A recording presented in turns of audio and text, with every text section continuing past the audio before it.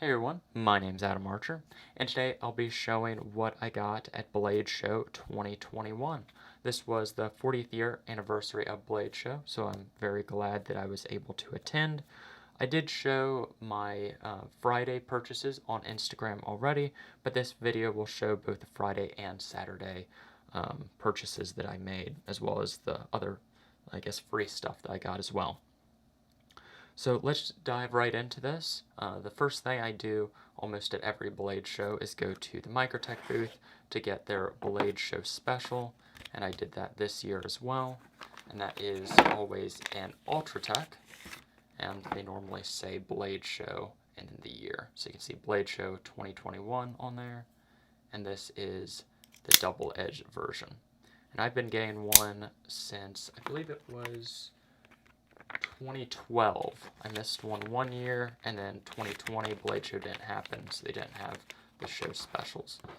So very cool there. They sell them at a discounted price, so a nice addition to my collection. You can see on the box there it also says Bladeshow 2021. And then I also got a Microtech sticker, a keychain, and I purchased a shirt. So you can see there, or a t-shirt.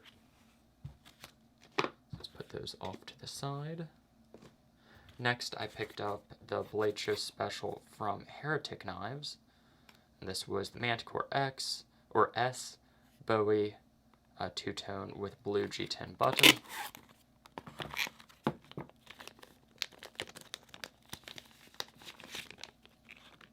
Very cool small knife. I believe it's about the same size as the Ultratech and has that Bowie style blade. And that is a new blade shape for them. One thing that surprised me is it was actually thicker than I was expecting on the spine here. It almost would seem like that would be a false edge, but they kept it still rather thick. The blue G10 button is very cool as well. And this was the 2020 Bladeshow special right here, also with the blue G10.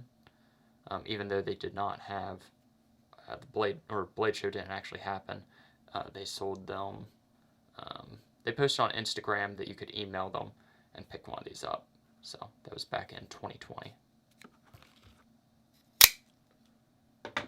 So along with the knife came a little sample of their OTF lube.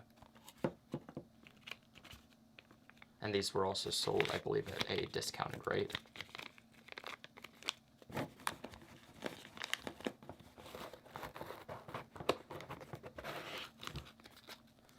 Okay, let's try to go with things that I purchased on Friday first. We have a ProTech knife, and you can see paid $100 for it.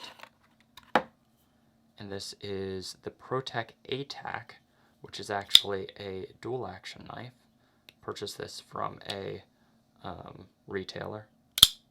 You can see you can either open it using the thumb stud or pressing the scale right here. I do need to kind of clean it up.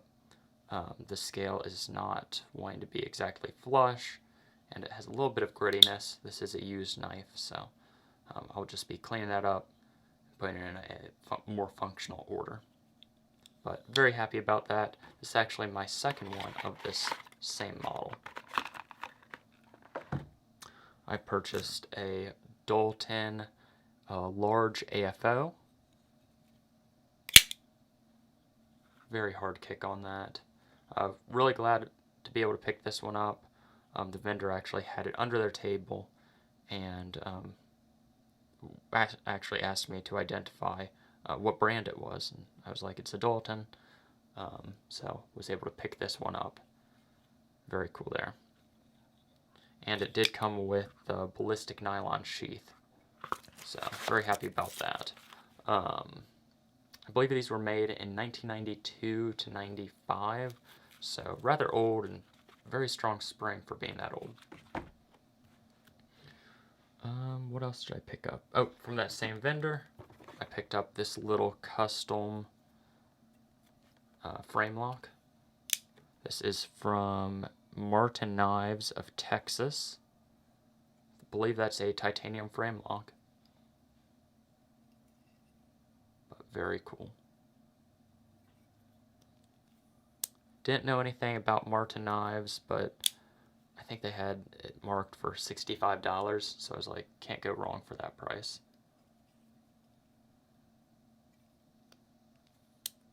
And it came with this little leather sheath. I don't know if it was original. I almost doubt that it would be, but it does fit the knife, so maybe. So I think that's what I had picked up on day one, were those things. The Microtech shirt I picked up on Saturday. So let's get into the things that I have not shown off on Instagram yet.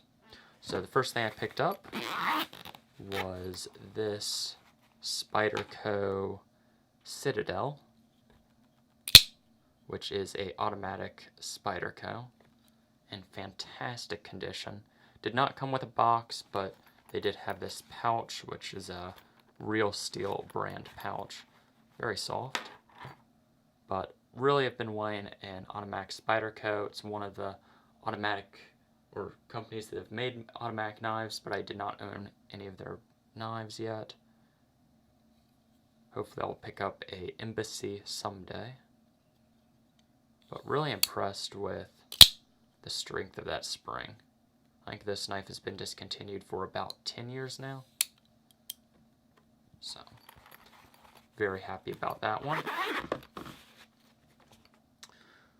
Another knife that I picked up on Saturday was this Harkins designed.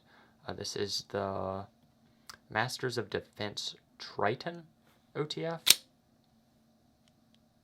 These were actually, the company went out of business and Paragon Knives purchased all the parts from them and started assembling some of the knives. So this is actually not made, well, so it was made by Masters of Defense, but then assembled by Paragon Knives out of those parts that they purchased.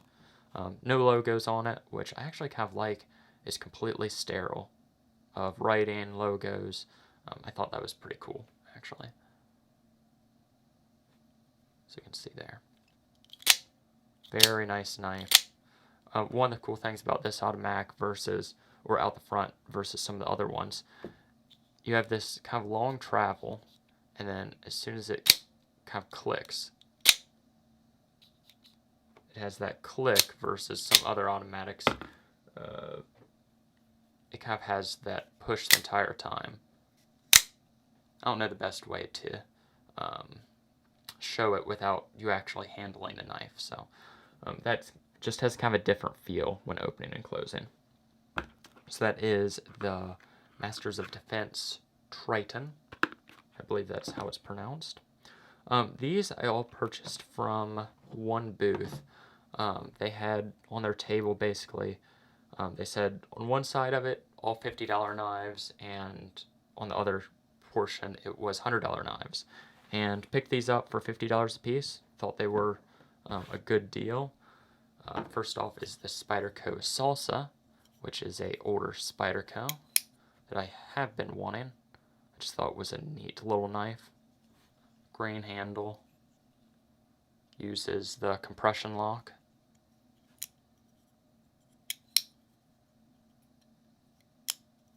Very cool. They did have another one in blue, but it had some dents in the handle, and I just decided to get just this one. The other three are almost exactly the same. Picked this one up first and then came back for these two.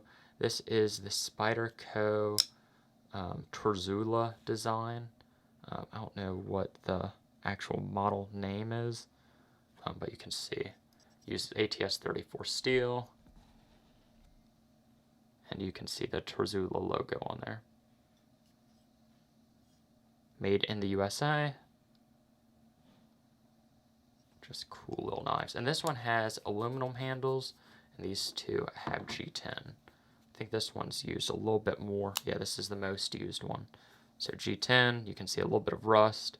I'll probably make a video on how to clean up used knives. This might, that might actually be a good next video, because I have the ProTech ATAC that I want to clean up, and also these Spydercos, so I'll maybe show multiple knives being cleaned and maintained in that video. So, got 3 of these Protech ATEX, or not Protech ATEX, Spyderco Terzulas.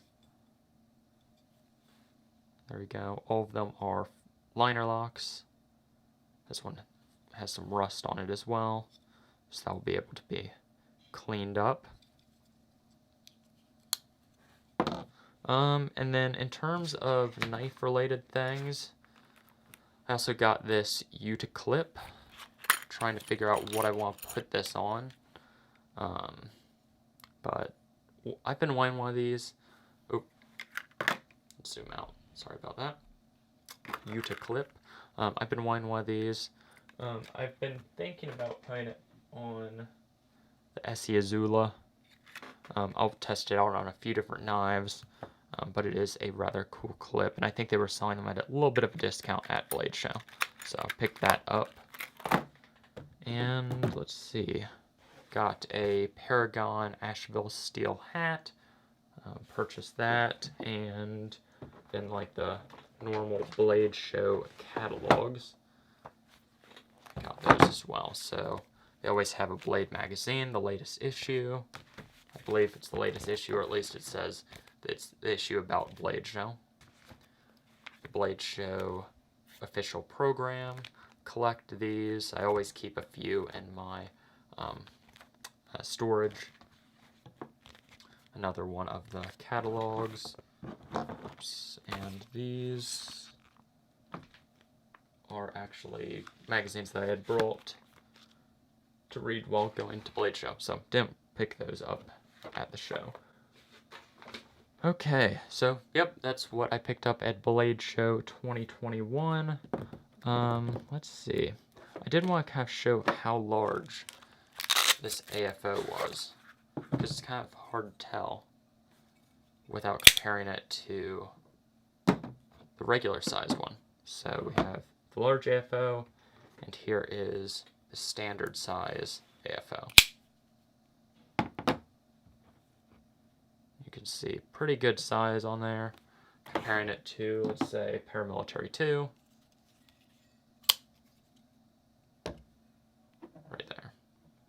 So yeah, the standard size AFO is about the same size as Paramilitary.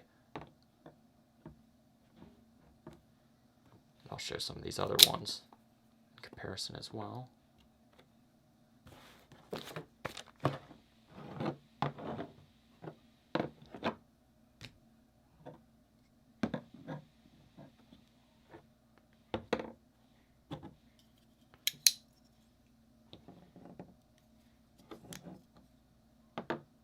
And this really small frame lock. You can see how small that one is. Same size as the handle of the AFO.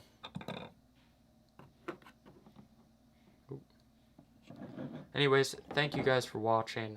If you want to see videos of any of these things in particular, or if you do want to see the video of me kind of cleaning up knives and showing how I maintain or repair used knives, let me know, and I'll try to get that out. Thank you, and see you guys later.